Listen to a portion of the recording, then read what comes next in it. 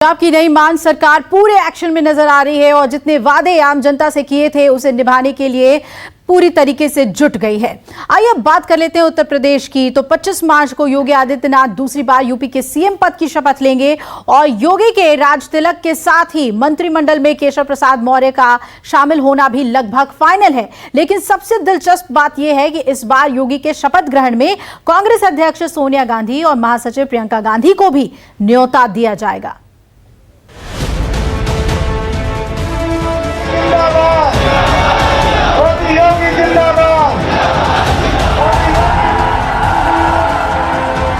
भारत माता की, भारत माता की।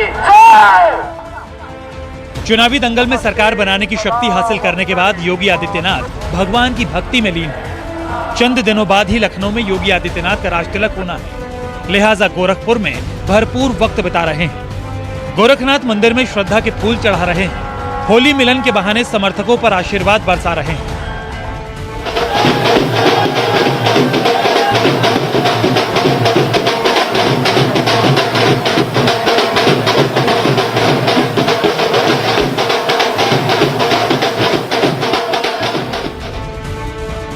प्रचंड बहुमत के साथ दूसरी बार सरकार बनाने जा रहे योगी आदित्यनाथ के राजतिलक का दिन और वक्त दोनों तय हो चुका है। 25 मार्च को शाम 4 बजे लखनऊ के इकाना स्टेडियम में योगी आदित्यनाथ मुख्यमंत्री पद की शपथ लेंगे, जिसकी तैयारियां अंतिम चरण में पहुंच चुकी है।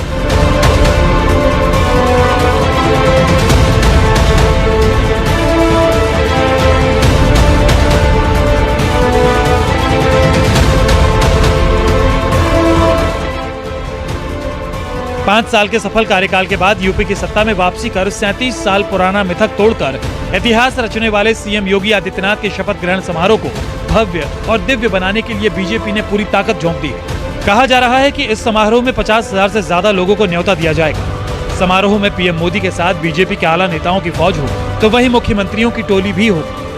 खास बात यह है कि समारोह में विपक्षी नेताओं को भी न्योता दिया जाना है। सूत्रों की माने तो समारोह में शामिल होने के लिए समाजवादी पार्टी संरक्षक मुलायम सिंह यादव, समाजवादी पार्टी के अध्यक्ष अखिलेश यादव, कांग्रेस की राष्ट्रीय अध्यक्ष सोनिया गांधी, कांग्रेस महासचिव प्रियंका गांधी सहित कई विपक्षी दलों के नेताओं को भी न्योता दिया जाएगा। पिछली बार जब 2017 में योगी आदित्यनाथ पहली बार यूपी के मुख्यमंत्री बने थे, तब भी रमाबाई स्थल पर भव्य समारोह हुआ था। तब भी मुलायम और अखिलेश यादव आए थे, लेकिन सोनिया और प्रियंका को न्योता नहीं भेजा गया था। इस बार इन दोनों नेताओं को भी बुलाया जा रहा है, जिसको लेकर अटकलों का बाजार गर्म हो चला है। हालांकि अटकलबाजी इस बात पर भी जारी है कि क्या योगी सरकार से इस्तीफा देकर अखिलेश के पाले में गए सुहेलदेव भारतीय समाज पार्टी के अध्यक्ष ओम प्रकाश राजभर फिर से योगी सरकार का हिस्सा बनेंगे। दावा किया जा रहा है कि विधानसभा चुनाव 2022 हारने के बाद राजभर वापस बीजेपी का दामन थाम सकते हैं। कहा तो यहाँ तक गया है कि ओम प्रकाश राजभर ने अमित शाह, धर्मेंद्र प्रधान और सुनील बंसल के साथ 18 मार्च को मुलाकात की है। लेकिन न्यूज 24 से खास बातचीत में राजभर ने इन अटकलों को सिरे से खारिज कर दिया।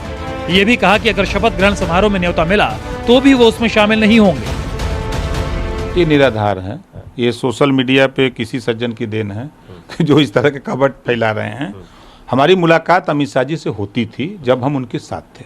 हमारी बात तो सबसे होती रहती, जो हमारे साथ मंत्रिमंडल में थे उनसे बातचीत हमारी होती रहती है। दिनेश शर्मा जी से बात होती रहती है, हमारे स्वतंत्र देव पटेल से होती है, दयाशंकर सिंह से होती है। गठबंधन जारी रहेगा आगे आने वाले समय में कि आगे और भी विकल्प खुलेंगे? नहीं, जारी रहेगा। अभी और लोगों को जोड़ने की प्रयास होगा कि और लोग इसमें आ जाएं। तो अगर आपके पास न्योता आता है तो आप जाएंगे उसमें? नहीं, हम नहीं जाएंगे। शपथ ग्रहण में नहीं जाएंगे। सूत्रों की माने तो सिराथू से विधानसभा का चुनाव हारे केशव प्रसाद मौर्य को फिर से डिप्टी सीएम बनाया जा सकता है और तो और इस बार 2 की जगह 3 डिप्टी सीएम हो सकते हैं। योगी मंत्रिमंडल में पीएम मोदी की सलाह पर करीब 20 नए चेहरे शामिल किए जा सकते हैं, जिसमें तजुर्बे के साथ ही जातीय समीकरण को भी अहमियत दी जाएगी। केंद्रीय मंत्रिमंडल की तर्ज पर महिला, ओबीसी और अनुसूचित जाति को मुकम्मल हिस्सेदारी दी जाएगी। सूत्रों की माने तो नौकरशाही छोड़कर राजनीति में आए कई नेताओं को योगी सरकार का हिस्सा बनना तय है। मानस श्रीवास्तव, लखनऊ, न्यूज 24।